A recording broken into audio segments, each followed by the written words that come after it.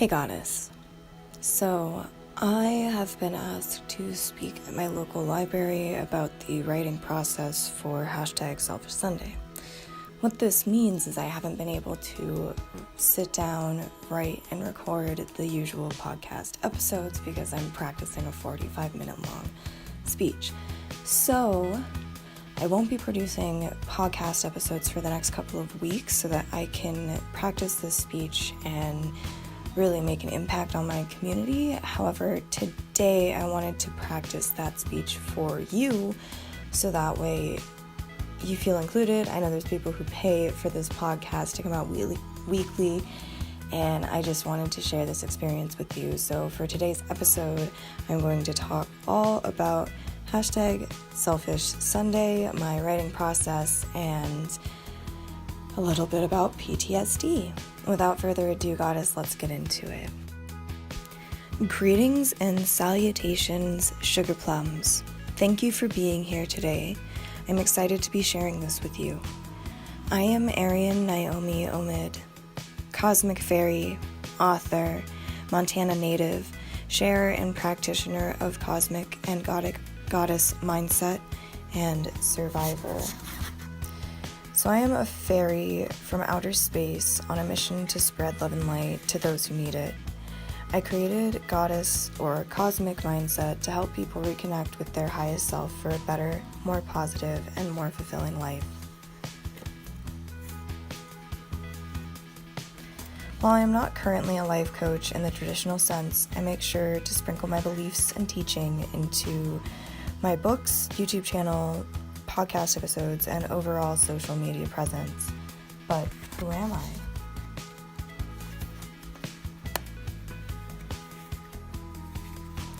I am a light-skinned woman of color who grew up in the Gallatin Valley. I was born in Bozeman to two crazy kids who had moved to town in the early 90s to go to MSU. In 2007, when I was 13 years old, I met a boy, we fell in love, and suddenly I was trapped. We dated for 5 years, from 8th grade until after graduation. During my most formative years, I was trapped in a mentally and physically abusive relationship. I was too scared to do anything about it and waited for the right chance to escape. I escaped after we graduated and I'd gotten my first customer service job, but I did it. I escaped. In 2012, I found love in a new partner who, by the grace of the cosmos, helped me discover the love I have for myself, which was not an easy process, I must add. And the process of learning how to find the love I have for myself made me want to help the millions of people on this planet who still need that for themselves. See, I've always been a writer. It's even in my zodiac reading for the day I was born. I've been a writer since I was about 2 or 3 years old. And when I was in my abusive relationship, I wrote horror stories. It was a really good way to get out my pent-up anger and sadness. Now, I always wrap things up with my signature touch of love and light because that is how my own journey has unfolded. It may have started out pretty dark, but now here I am sharing the light of the universe with you. Today, I am here to talk about my experience writing #Selfish Sunday, the first book in a series about a young woman going through her own trauma recovery with a sci-fi fantasy twist. So, for those who don't know about #Selfish Sunday, I'm going to read the back of the book blurb.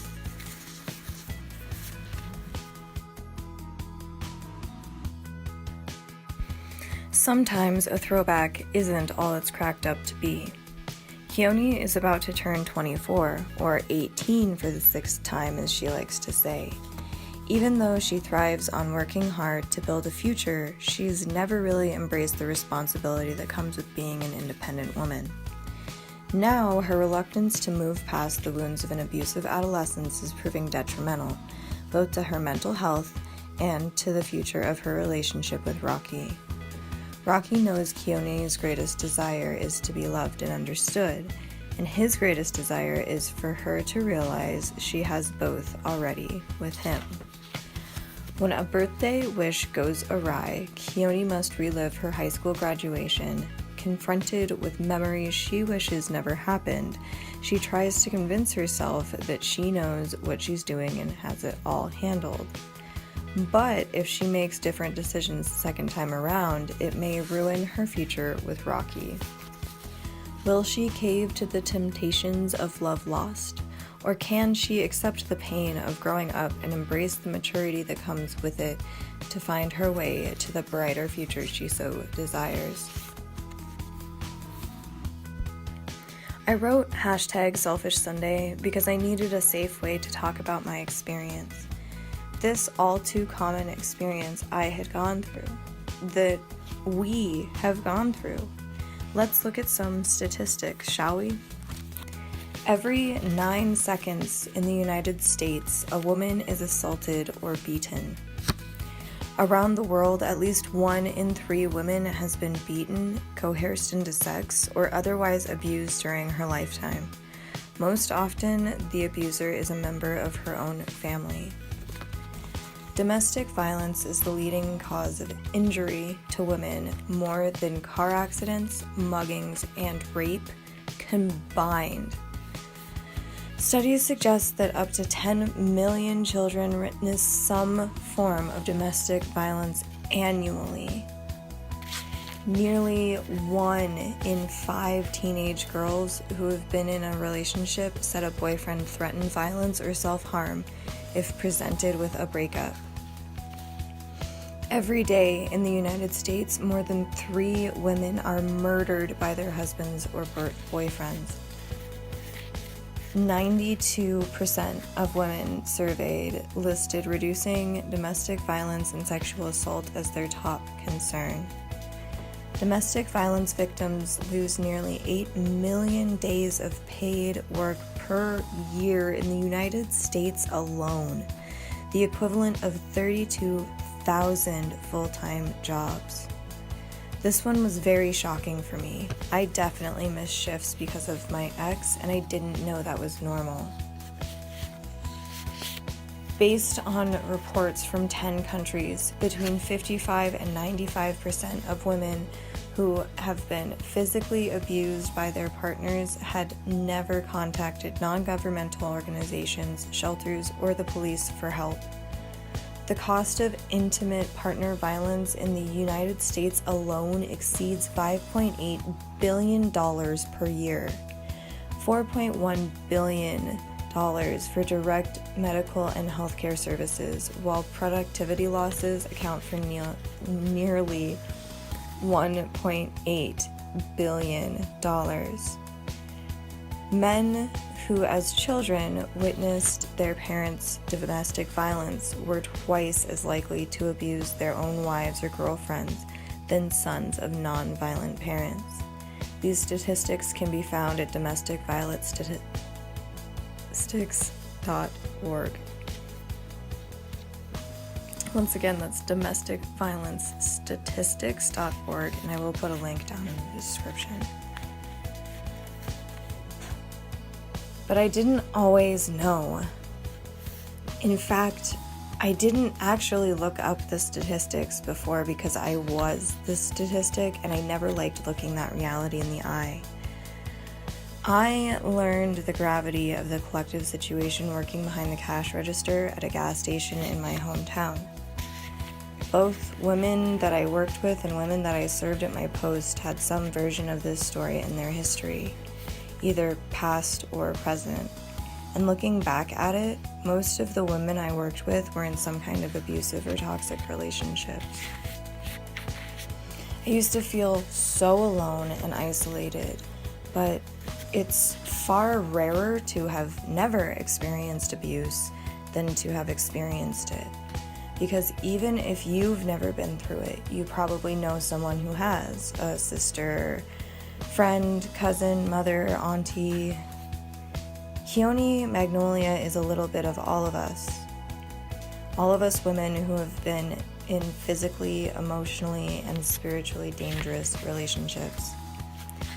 I began working on this book fall of 2019 after I had done some intensive spiritual surgery on my self-worth. I had realized that despite wanting things like financial stability, a healthy relationship, and a happy life, somewhere deep in my subconscious, I didn't believe that I was truly worthy of those things. And once again, I knew I couldn't possibly be the only one.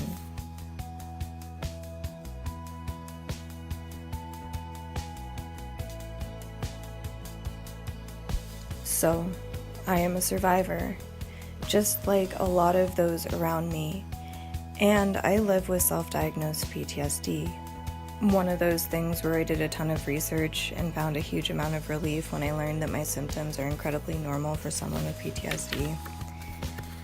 I will never forget the first time I realized that I wasn't okay. I saw my ex-boyfriend's truck in the parking lot of the gas station I worked at and hid in the deli walk-in freezer for 10 to 15 minutes. This was post-breakup. I remember being paralyzed with fear, and I didn't even know if he was in the building. I was 18 and had lived my life in an extreme state of fear for 5 years. I knew I couldn't live my life like that anymore, completely crippled by my mental affliction. At the time, I reached out to a longtime mentor of mine for help with my self-healing journey. And I think I was able to recognize this and take this important first step on my healing journey because mental illness runs through all sides of my family, and I've always wanted to live a healthy life. I did not realize that it would take me nearly a decade to find true mental stability, and it has taken a lot of hard work to do so. Poor mental health is not something to mock. It is a real, legitimate, and serious issue that affects millions of people across the planet. I first realized I was struggling with depression when I was about 10 to 11 years old. Thankfully, my mom shrugged it off and told me I would grow out of it, which upset me at the time but kept me from being unnecessarily medicated. And ironically, my abusive relationship was the thing that kept me alive at a time when I had lost the will to. But obviously, the prolonged experience in and of itself was problematic for me and my mental health. And that's okay. That is normal. If you've been through something wildly extraordinary, you should expect to become a little extraordinary as a result. If this was a comic book, I'd be Peter Parker, and my trauma was a radioactive spider, so now I have superpowers. That's what makes all of us beautiful. The ups and downs that brought us to this particular moment in time is what makes us the magnificent snowflakes we are. And at the end of the day, eventually we learn that we all have superpowers. And if you do have PTSD, you're not alone. Life is not without trauma. About 60% of men and 50% of women experience trauma in their lives. Women are more likely to experience sexual assault and child sexual abuse, while men are more likely to experience accidents, physical assaults, combat, disaster, or to witness death or injury. PTSD occurs when you didn't fully recover from a traumatic event. PTSD can happen to anyone. It is not a weakness, and a number of factors can increase the chances of developing PTSD, many of which are not under the affected person's control. About 6% of the population in the United States will have PTSD at some point in their lives. About 12 million adults in the United States have PTSD during a given year. And keep in mind, this is a very small percentage of those who experience a traumatic event in that year. And it is still 12 million people affected by the disorder. About 8% of women develop PTSD in their lifetime compared to 4% of men. So, in case you don't know, and because people talk about trauma very freely these days, a trauma is a shocking and dangerous event that you see or that happens to you in which you think the lives of yourself or others is in danger. Women are more than twice as likely to develop PTSD than men. So even though the percent of people with PTSD is significantly less than that of those involved in abuse and domestic violence, the point here is that you are not alone. And those statistics can be found at ptsd.va.gov. I will leave another link in the description. Now, I'm going to read an excerpt from #SelfishSunday, which conveys the depth of this type of spiritual relief via cleansing and healing. It is my favorite part of this novella, and it is an honor to share it with you. To surmise the plot up to this point, Keone has gotten into a fight with her current partner, Rocky, which thrusts her through a time portal and back to her past to relive the events surrounding her 18th birthday. Because of a few wrong moves, Keone has ended up in the wrong timeline and finds herself in a new toxic relationship, which has Keone terribly unhappy with no idea what to do.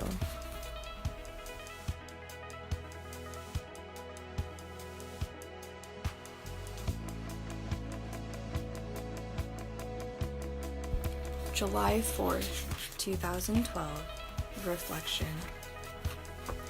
Everything's all wrong. Where am I supposed to be? Keone was curled up against Trent. His body was uncomfortably hot against hers and felt like it was all the wrong proportions. She was 5'3" with 2/3 of that being all leg. He was a stocky 5'8", and it just felt unbalanced. She couldn't place her finger on the reason why she was so painfully aware of how wrong this all felt. She just knew that it did. Even though a few short months ago she had forcefully daydreamed about this moment, she had this nagging feeling in the back of her mind that she was supposed to be somewhere else. She gently turned away from Trent, sliding out of their ignorant embrace and delicately distancing herself from his form. Was it because she hadn't taken her NSAIDs today? Was she just finally coming down from a several-month-long bender? Was it really that something was wrong with her and not their relationship? Keone was a mess. She was staring blankly at the wall as she had done so many times while sharing a bed with Baxter, pondering the whys of it all as she had done countless times before. She had thought that getting out would bring her peace, but she felt hollow inside. What was the point in leaving Baxter if she felt like this? Keone bolted upright and looked around the sad room. It was minimalist, and that was okay, but the vibe was still sad. And despite having gotten into constant arguments about it, Keone was struggling to keep it clean. Turns out that Trent was just as much of a pig as Susan, a mere reflection of the inner conflict and turmoil that each of them was experiencing. But still, the thought she'd just had chilled her to her core. Why had she left Baxter? Suddenly, she really had to think about it. The moment made her head spin. You were supposed to leave Baxter when you met Rocky, the fairy voice inside of her whispered. At that thought, she nimbly crept out of the bed and bolted to the bathroom. The shower had always been her safe place. She could always distance herself from whatever nonsense and noise was happening in her life while standing under the hot artificial rain. Leaving the lights off and standing in the soothing glow of the nightlight she'd brought with her from her parents' house when she'd finally gone back to retrieve some of her personal belongings, Keone started the shower and disrobed. Letting the hot water run down her skin, she closed her eyes. But her head was still spinning. She felt transported to the shower at Burton's house like she had never left. Panic and anxiety began to well up in her soul and unstopped her emotions. Without even really being consciously aware of the action, she sank to the floor of the tub, sitting with her knees pulled up to her chest, and began to silently sob. She had become a master at crying with passion noiselessly so as not to alert anyone of her anguish. "What the fuck have I done?" she wailed in a whisper. "How the fuck did I get here? A light breeze blew through the bathroom, ruffling the shower curtain and causing the nightlight to flicker as though it was aflame, accompanied by a wind chime-like tinkling sound, followed by the swoosh of thousands of butterfly wings. Keone was too involved in releasing her sadness to really take notice. The light in the night light flickered again, cut out, and came back a very brilliant blue. Suddenly, the room was enveloped in cool, soothing, reassuring blue light. But it didn't faze Keone. She merely turned off the water and began to get out of the shower.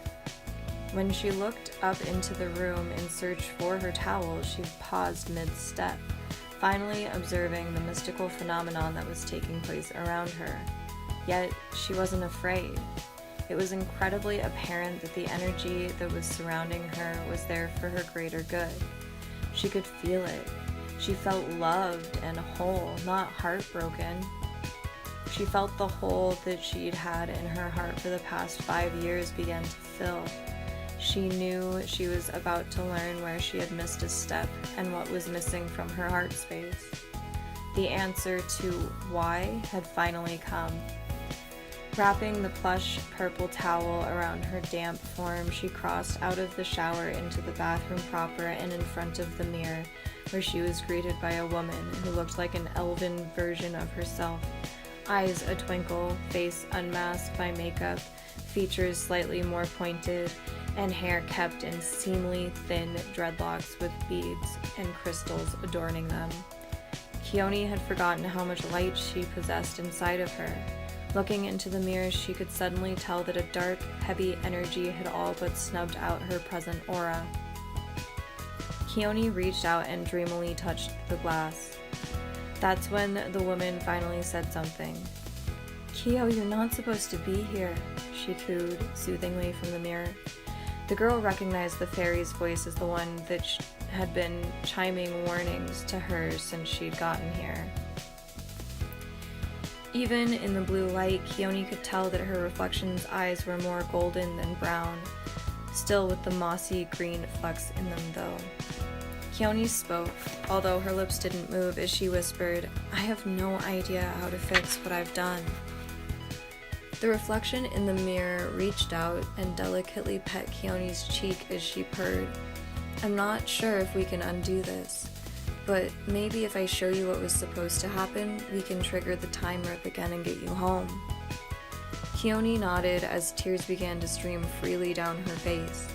The weight of this statement implied that this could remain her reality.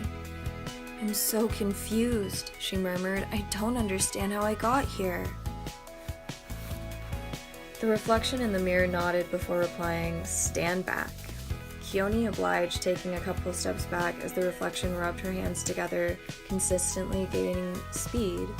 Suddenly she clapped twice, very powerfully, and with a whoosh, the sink and counter vanished into a swarm of sparkling white butterflies, and Keone could see her reflection's full form. The reflection reached out and reassuringly stated, "Now take my hand." Keone's life already didn't make any sense to her anymore, so she figured she didn't have anything left to lose. She grabbed onto this woman's hand and allowed herself to be pulled through the portal. Once she was on the other side, there was another roar of butterfly wings. Keone cast a glance over her shoulder to see that the portal was gone, and all that was left was the square mirror, allowing a glimpse into the room that she had just left, acting sort of like a window. Keone took a moment to appreciate where she was. She had always theorized that there was a world behind all the mirrors in the world. The inky darkness shimmered like dark glass and sparkled like diamonds, the only light source being her reflection's blue magic. The two walked, or floated rather, through the blackness for a moment until they reached another pane of glass, signifying another mirror. "So," the reflection asked, "do you want to know what was supposed to happen?"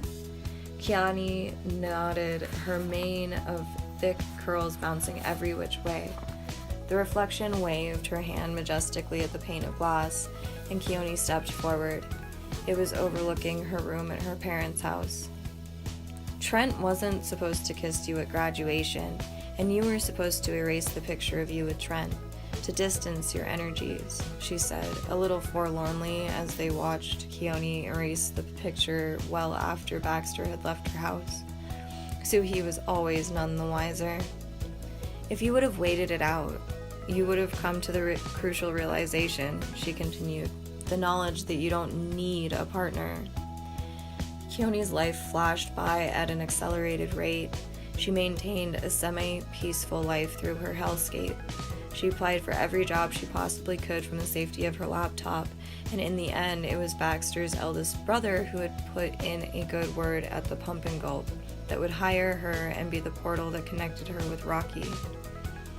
The name piqued Keone's soul like a dog whistle to an old trick hound. She turned to the shimmering being floating next to her and queried, "Who's Rocky?" "Ah yes, the true question of your heart," the fairy-like creature cooed. "Rocky is your forever, the prize awarded to you when you accept that all dudes are duds and that you'd rather be alone than deal with dimwits." They floated to another pane of glass, a cooler door, inside a convenience store. There stood Keone, hopelessly pleading for one of her beaux to come see her, to reassure her that everything was okay. "It didn't take long," she continued. "They all had their excuses for bailing. None of them could make the commitment of giving their time to you." The reflection paused for a moment before adding, "You hypnotized them with your beauty, but none of them could handle the weight of what that meant." Keone let out a storm of emotions, which was swelling through her. She could feel the agony, the doubt, the regret, and the determination that comes with making a mindset shift. "Today was supposed to be your first day," the spirit guide said. "You were supposed to have your interview yesterday and started immediately because your father gave you good advice. Yet here you are, working as a sex slave." Ouch. The statement only hurt Keone so much because it was true. She wasn't paying rent. Trent would come home and get some on his lunch breaks, and then again when he came home from work before they had dinner. And all just so she could stay stuck in the loop of dependence. She had barely made a dent in her graduation money because she had that pussy pay on lock, undoubtedly exchanging ass for a room instead of cash. It was just so easy to ignore in the haze of NSAIDs. Keone began to bawl.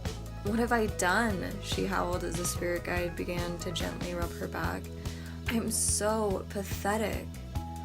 "Shush now," the woman purred. "Life is about making mistakes and growing from them.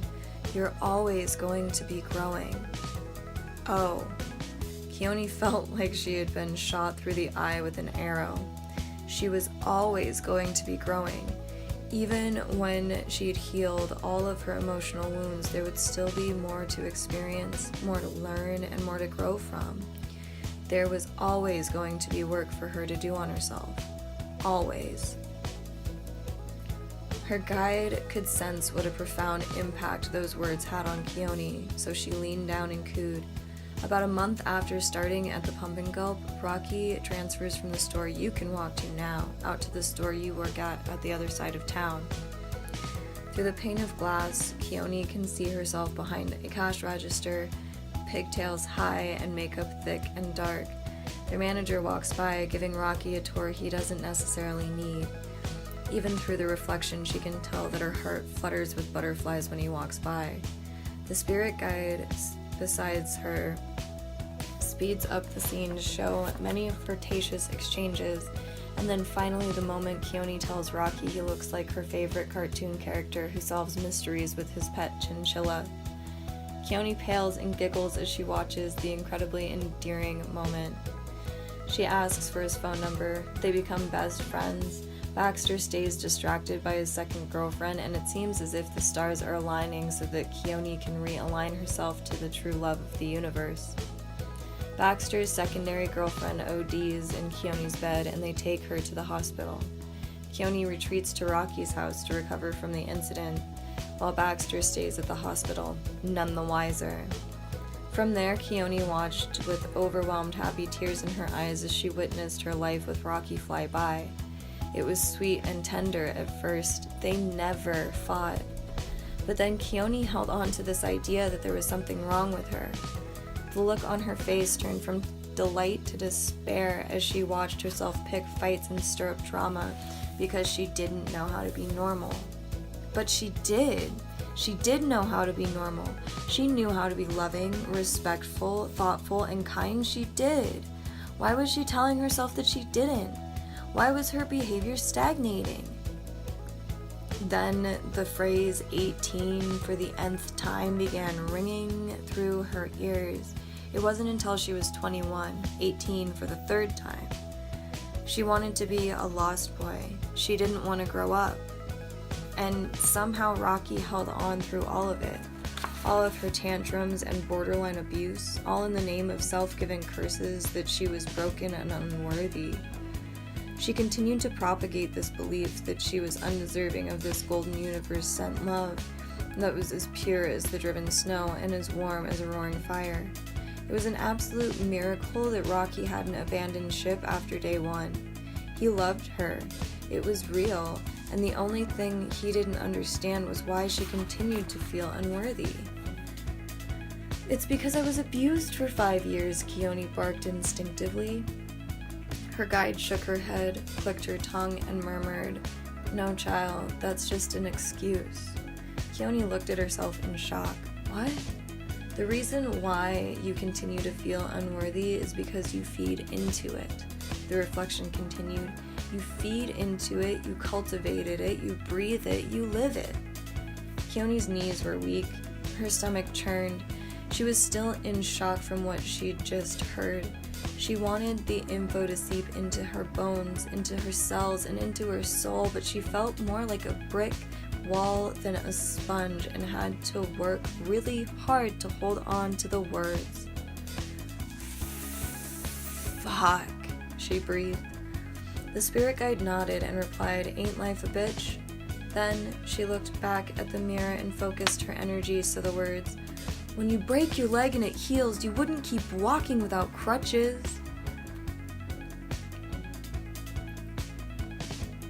I mean, you wouldn't keep walking with crutches, could be heard ringing throughout the corridor of timeless space in Rocky's voice. "When you break your leg and it heals, you wouldn't keep walking with crutches." Keone's face shattered as she gave way to another wave of emotion. The familiar sound of Rocky's voice had finally shocked the news into the center of Keone's brain.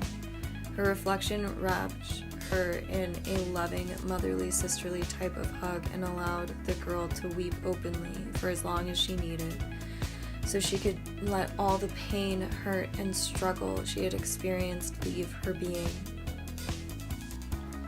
There is no time in the void of space and time. That is why it is called the void. Keone cried, bawled, sobbed, and wailed for an eternity within an eternity. Every fight she'd ever seen or heard between her parents, every fight she'd ever been in or started with her parents, every single waking moment of her 5 years in that stupid, awful, confusing, violent relationship, and every fight she had ever instigated with Rocky on that parallel timeline, and the fact that she had somehow gotten out of that timeline and was now sharing a space with Trent, of all people, poured out of her in shimmering tears. At first, she cried black, forever. They looked like a wintertime night sky on a full moon. Then they brightened to a deep navy blue, like a summer eve's backdrop, before they strobed to indigo like a spring dusk, and finally ended on a bright, vibrant violet which shimmered and changed into a sky blue pink gradient once she had released every single negative feeling within her cells and could once and for all stop crying. She held her breath for as long as felt necessary before taking a deep, cleansing breath in and exhaling all the dust left in her aura. She was clean, she was pure, she was whole. "Let me show you something," her reflection breathed telepathically so as not to spoil the moment of heightened reality. Keone pulled away with a sense of rebirth and nodded. She was jelly. The reflection summoned 2 mirrors and set them side by side. Both were mysterious and empty. "Watch very closely," she cooed. Keone gave silent confirmation, and the reflection waved her hand in a counterclockwise motion with her pointer finger extended. Something rewound, and she played the triggering events that had gotten her to this point. The graduation, hiding in the back of Trent's car, the fighting, the confrontation with Susan, twice. From day one, it was weird. They fed into each other's addictions and continued their slow burn, constantly fighting. Keone's spirit guide stopped the reflection and then circled her hand counterclockwise in front of the other mirror with her index finger extended, of course. Everything was the same. The graduation, hiding in the back of Trent's car, the fighting, but then Keone didn't hesitate on erasing this picture. She looked at it and dismissed it immediately, which still led to more fighting, but then Keone got her job at the Pump and Gulp and was at work the day of Sean and Deidre's barbecue, and got to meet Rocky. Keone and Rocky laughed. They longed for each other. They brightened each other's days, and he made her feel safe because she was safe.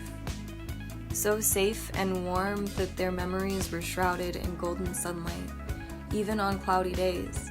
Comparatively, her reality was completely cold.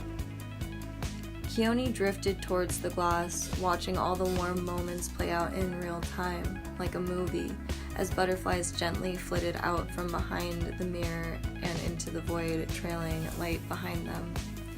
Her spirit guide kissed the back of her head at the center of her skull, where Keone had received the most trauma, and whispered, "It's not too late."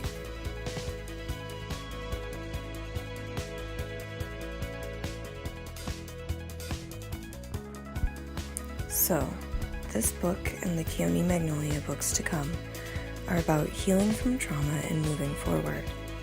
Because the most important part of our experiences is not what happened to us, but what we do with new information. Healing is tricky. It can be a rough, grueling process, but it is incredibly rewarding, taking a bit of gravity off the soul. This concept is so important to me that I created Goddess Mindset and became a certified mindset coach and life coach so that I can teach any and everyone who reads one of my books, finds me on YouTube, social media, or listens to my podcast that it does get better. You can heal and thrive, and that life is worth living. What I've found works for me is a little bit of everything. You could say you have to throw the kitchen sink at it. I take supplements to help with my brain function since I've had multiple blows to the head as a teenager. I meditate daily. I eat healthy, balanced meals as often as possible. I take my dog for as many walks in a week as possible. And I make time for the things I love to do on a daily basis. All of this was of utmost importance while I was writing this book, because it's a very sensitive topic, and some parts of it made me very tense while writing it. I have always been a writer. Even before I could write letters, I would scribble rows and rows of loop-de-loops that were imitation of my mother's signature and tell my parents about the stories I was writing. But I never realized that I was going to write a character with PTSD, let alone a character with an experience similar to my own. I actually love writing characters with PTSD. I got hooked the first time I did it. It helps to shed light on a very serious issue in an accessible way, the same way Ellen Hopkins did with her poetry novels Crank and Glass, as well as the rest of her poetry novels. But this specific thought had never occurred to me before. Then, one day, we were at our friend's house watching some zombie series. I think it was The Walking Dead, but I cannot recall. Regardless, it was an episode where the characters were very clearly traumatized by dealing with the zombies and were having crippling flashbacks. It was the epiphany of the millennia for me and quickly became the topic of a book I wrote in a different series called Flashbacks and Afterglow. However, Flashbacks and Afterglow wasn't about anything I personally experienced and was just a fun thing to write rather than being a cathartic practice. #Selfish Sunday was different. Writing about a character with PTSD as an author with the same affliction is quite the whirlwind. I found myself triggering myself constantly and thus learned very quickly to only write in the mornings. Even though I really wanted to write any time I had a spare moment, it was best for me to work on the first draft in the early morning so that if I triggered myself into a bad mood, I would have time to untrigger myself before my partner woke up. I'd wake up at 5, sometimes earlier, sometimes later, and only write until about 6. Then I would go about my morning, doing dishes, making food, walking the dog, and meditating to reset before making breakfast and eating it with Pumpkin, my partner. It was hard. It taught me a lot, both about who I am as a person and what I can and cannot write about for my own emotional and spiritual protection.